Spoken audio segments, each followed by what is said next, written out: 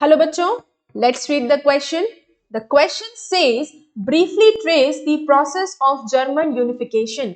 तो सवाल हमसे पूछा गया है कि जर्मनी कैसे यूनाइट हो गया, क्या उसकी प्रोसेस थी.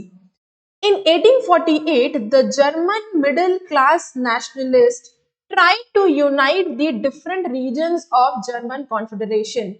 तो 1848 में जर्मन मिडिल क्लास नेशनलिस्ट ने एक कोशिश करी थी अलग अलग different regions of German confederation को यूनाइट करने में, बट लेकिन their initiative to nation building was suppressed by the combined forces of the monarchy and the military. लेकिन उनकी इस कोशिश को राजाओं की सेना ने और मिलिट्री ने मिलकर उनकी इस कोशिश को दबा दिया था, कुचल दिया था.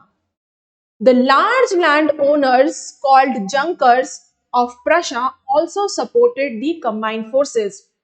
जो लार्ज लैंड ओनर्स थे, जो बड़े बड़े जामींदार थे, जिनको जंकर्स कहते हैं, उन लोगों ने भी राजाओं की सेना और मिलिट्री को सपोर्ट किया था.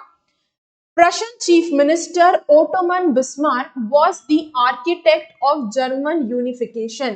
तो प्रशा के चीफ मिनिस्टर ओटोमन बिस्मार्क ने रियल सेंस में सीरियसली एक स्टेप लिया था जर्मनी की यूनिफिकेशन के लिए. ओटोमन बिस्मार्क रियल आर्किटेक्ट थे जर्मन यूनिफिकेशन के, who led the movement with the help of Prussian army and bureaucracy. और ओटोमन बिस्मार्क ने प्रशिया की आर्मी और ब्यूरोक्रेसी का मतलब नौकरशाही, इनकी हेल्प से, इनके सपोर्ट से इस जर्मन यूनिफिकेशन के मूवमेंट को आगे लीड किया. They fought 3 wars in 7 years with Austria, Denmark and France, which finally ended in Prussian victory. 7 सालों में 3 लड़ाइयां लड़ी गई विद ऑस्ट्रिया, डेनमार्क और France, and finally ultimately Prussia जो है वो जीत जाता है.